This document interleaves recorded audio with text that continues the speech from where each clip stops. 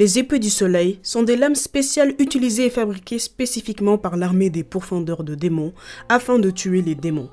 Elles sont forgées à partir d'un minerai unique qui absorbe constamment la lumière du soleil, l'une des seules faiblesses majeures des démons. Mes chers Kage, bonjour et bienvenue dans une nouvelle vidéo. Aujourd'hui nous allons parler des épées du soleil ou sabre Nichirin dans Kimetsu no Yaiba. Et dans cette vidéo, je vais vous faire participer. C'est tout simple. Tout au long de la vidéo, je vais vous expliquer la couleur de chaque épée. Et à la fin de la vidéo, vous me direz quel est votre sabre dans Kimetsu no Yaiba. Si la vidéo vous plaît, n'hésitez pas à lâcher le petit pouce bleu et à vous abonner si le contenu de ma chaîne vous plaît. Et c'est parti pour la vidéo. Comme d'habitude, avant de commencer, laissez-moi vous faire un petit topo sur les épées du soleil. Les épées du soleil prennent une couleur distincte lorsqu'elles sont tenues pour la première fois par leur propriétaire. C'est pourquoi on les appelle également les lames à couleur changeante. Mais si le titulaire n'a pas une certaine compétence, la lame ne changera pas de couleur. Ces épées sont forgées avec du sable écarlate et des pépites écarlates qui se trouvent tous les deux sur de hautes montagnes comme le mont Ryoko, qui est perpétuellement baigné de soleil tout au long de l'année. Les pourfendeurs de démons choisissent leur propre minerai après avoir réussi la sélection finale. Ce minerai sera ensuite utilisé par un forgeron afin de forger l'épée pour le rapporter personnellement au pourfendeur. Comme dit plus tôt, la couleur des sabres change selon son utilisateur. Il est probable que le changement de couleur est dû au fait que le minerai utilisé est conducteur d'émotions. Donc selon l'émotion d'une personne, la lame peut être d'une certaine couleur et c'est à ce moment que le style de respiration rentre en jeu.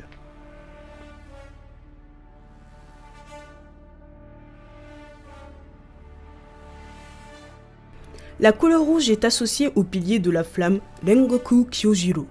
Elle symbolise le sacrifice de soi et la passion de la culture japonaise. Le rouge est une couleur sacrée au Japon qui représente également la combativité et la protection. Et on peut dire que Rengoku aura tout donné jusqu'à son dernier souffle pour protéger Tanjiro, Zenitsu et Inosuke.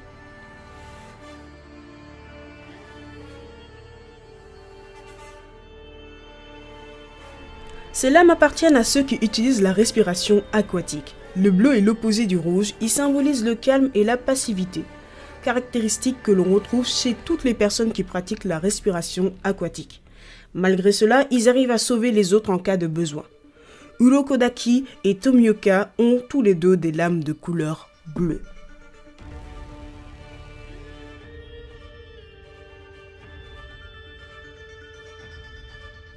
Zenitsu a en effet une lame de couleur jaune. Cette couleur symbolise la respiration du tonnerre. D'ailleurs, la lame de Zenitsu a un éclair sur toute la longueur de son katana. Le jaune au Japon est synonyme de soleil et de fleurs. Au Japon, on dit d'une personne ayant une voix jaune qu'elle a une voix stridente. Et en effet, on ne peut que penser à Zenitsu, il casse les oreilles quelquefois.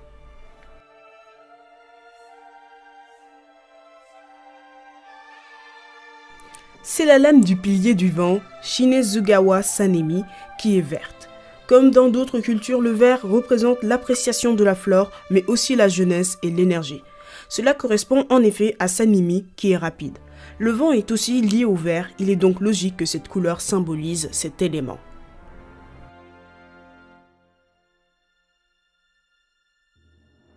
La fameuse lame d'Inosuke Hashibara, de couleur gris indigo.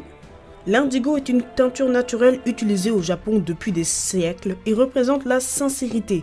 On comprend pourquoi cette lame est associée à Inosuke.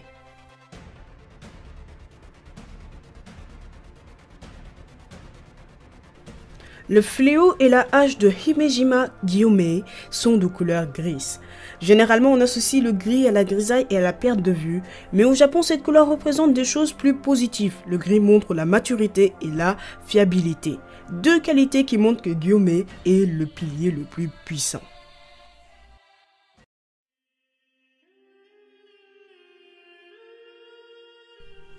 Le pilier du son Tengen Uzui a des armes de couleur ambre. Cette couleur représente l'audace et l'énergie, et niveau audace, je pense qu'il n'y a personne qui peut battre Tengen.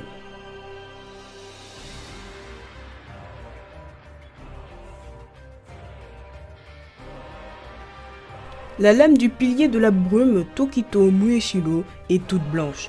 Comme le rouge, le blanc est aussi une couleur précieuse pour les Japonais. Cette couleur était portée en cas de deuil jusqu'à l'arrivée des idées occidentales au Japon. Bien sûr, le blanc représente aussi la pureté et décrit souvent la brume. Mueshiro est en deuil depuis qu'il a perdu son jumeau. Il est le plus jeune pilier. Le blanc correspond aussi comme une couleur de la jeunesse.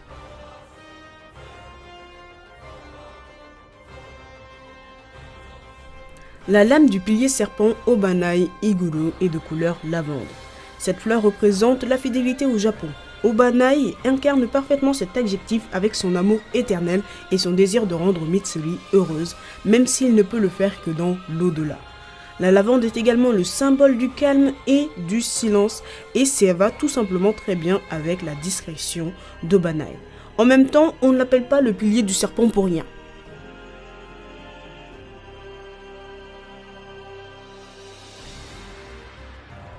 Ce sont les lames de Tsuyuri Kanao et de Kocho Kanai.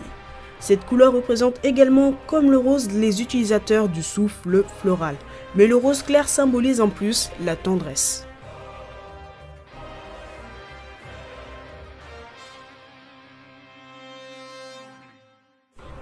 Le fouet de Mitsuri est de couleur rose. Au Japon, cette couleur représente la bonne santé et la féminité, mais aussi le printemps.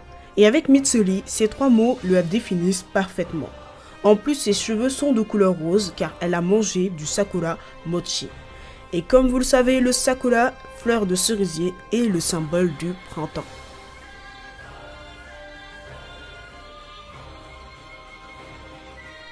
La lame de Kocho Shinobu, le pilier de l'insecte, est de couleur violet pervenche.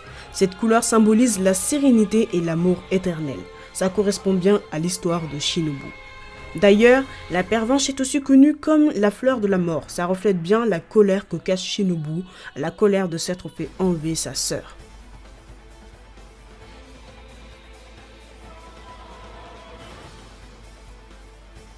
Le violet, la couleur de la lune supérieure 1, qui utilise son propre souffle, le souffle de la lune. Comme dans le reste du monde, le violet symbolise la noblesse et la royauté au Japon. Cela reflète l'apparence grandiose de la lune supérieure 1. En outre, cette couleur peut aussi signifier l'arrogance.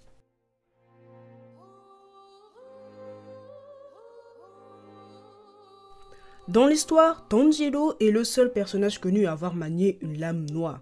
Et tout naturellement, le noir est associé au mal, mais comme vous le savez, cette lame représente un mystère. Pourquoi la lame de Tanjiro est devenue noire? Est-ce parce qu'il utilise deux formes? On ne sait pas. Bon, après mûre réflexion, je pense que la couleur du sabre que j'aurais si nous étions dans Demon Slayer serait la lame Nichirin grise, qui symbolise la maturité et la fiabilité.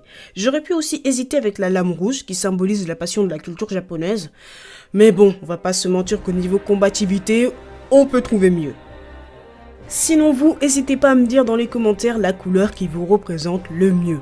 Et donc voilà mes chers Kage, la vidéo touche à sa fin, j'espère qu'elle vous aura plu. Si c'est le cas, n'hésitez pas à lâcher le petit pouce bleu et n'hésitez pas à vous abonner si la chaîne vous plaît. Et moi je vous dis à bientôt pour de nouvelles aventures.